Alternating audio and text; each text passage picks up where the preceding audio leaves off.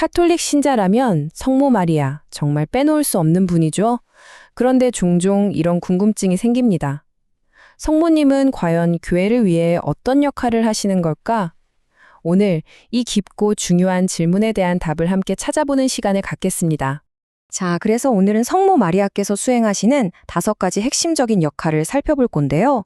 완벽한 신앙의 모범으로서의 모습에서 시작해서 우리의 영적인 어머니, 또 하늘에서 우리를 위해 끊임없이 기도하시는 모습, 그리고 가장 중요한 그리스도와의 관계, 마지막으로 희망의 표상으로서의 의미까지 하나씩 차근차근 짚어보겠습니다. 자, 첫 번째 역할부터 시작해 볼까요? 바로 완벽한 신앙의 모범이라는 점입니다. 성모님은 우리 모든 신자들이 따라야 할 그 신앙의 길을 가장 완벽하게 걸어가신 분으로 여겨지죠. 아니, 어떻게 완벽한 모범이 될 수 있었을까요? 그 비결은 바로 완전한 헌신에 있었습니다. 성부 하느님의 뜻이라면 온전히 따르고 아들 예수 그리스도의 구원 사업에 모든 것을 바쳐 동참하고 또 성령께서 이끄시는 대로 자신을 온전히 맡겼기 때문이에요. 바로 이런 완전한 헌신 덕분에 성모님은 교회의 그 누구와도 비교할 수 없는 가장 뛰어나고 독보적인 구성원으로 존경받는 겁니다. 한마디로 말해서 교회 공동체 전체가 우리도 저렇게 되어야 하는구나 하고 지향해야 할 이상적인 모습을 몸소 보여주신 살아있는 본보기인 셈이죠. 자, 그럼 이 신앙의 모범이라는 역할이 어떻게 더 깊은 의미로 나아가는지 한번 볼까요? 바로 우리 모두의 영적인 어머니라는 역할로 이어지거든요. 어떻게 그렇게 불릴 수 있는지 한번 살펴보겠습니다. 이걸 보면 되게 흥미로운데요. 그녀가 어떻게 우리의 영적 어머니가 되셨는지가 단계별로 딱 나와 있어요. 먼저 하느님의 말씀에 대한 순종이 있었고요. 그 다음엔 어떤 상황에서도 흔들리지 않는 굳건한 믿음과 희망, 그리고 불타는 사랑으로 구원 사업에 적극적으로 협력하셨죠. 바로 이 과정들을 통해서 은총 안에서 우리 모두의 영적인 어머니가 되신 겁니다. 그런데 여기서 끝이 아닙니다. 성모님의 역할은 지상에서의 삶으로 마침표를 찍은 게 아니에요. 지금 이 순간에도 하늘에서 계속되고 있다는 거죠. 보세요. 이 구절이 핵심을 딱 짚어주죠. 하늘에 오르신 후에도 구원의 임무를 결코 중단하지 않으신다. 이게 정말 중요한 포인트입니다.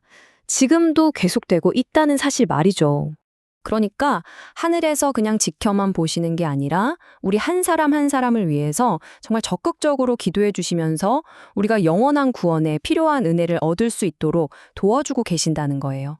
바로 그렇기 때문에 교회가 성모님을 부르는 아주 특별한 칭호들이 있습니다. 여기 보시는 것처럼 변호자, 원조자, 협조자, 중개자 같은 이름들이죠. 이 모든 칭호들이 다 그냥 붙은 게 아니에요. 다 하늘에서 우리를 위해 힘써주시는 그 적극적인 역할을 고스란히 담고 있는 겁니다. 자, 그럼 여기서 이런 질문이 나올 수 있겠죠. 그럼 성모님의 역할이 예수 그리스도의 역할과 겹치는 건 아닌가? 하고요. 이건 정말 중요한 신학적 질문입니다. 이 부분에 대해서는 교회의 가르침이 아주 명확합니다. 절대, 결코 성모님의 역할이 유일한 중개자이신 그리스도의 역할을 가리거나 약화시키지 않는다는 겁니다. 오히려 그 반대죠. 이 비교를 보면 그 관계가 정말 선명하게 보입니다. 여러분, 달을 생각해 보세요. 달이 스스로 빛을 내나요? 아니죠. 태양 빛을 받아서 어두운 밤을 비춰주잖아요.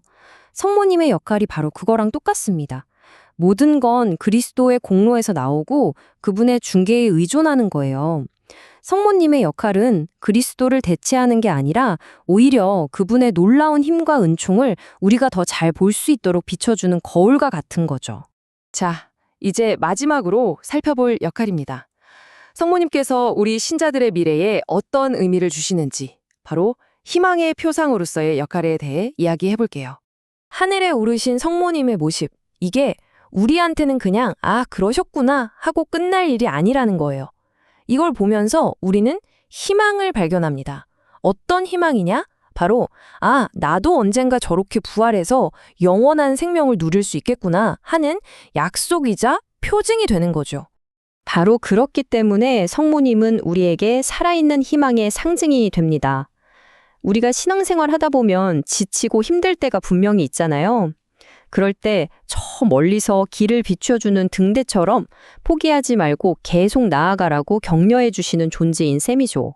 자, 이렇게 해서 동정 마리아께서 교회를 어떻게 도우시는지 5가지 측면에서 쭉 살펴봤습니다. 이야기가 여기서 끝나면 안 되겠죠. 마지막으로 여러분께 이 질문을 던지고 싶습니다. 오늘 나눈 이 이야기들, 성모님의 역할에 대한 이 깊은 이해가 바로 여러분 각자의 신앙 여정에는 과연 어떤 의미로 다가오시나요?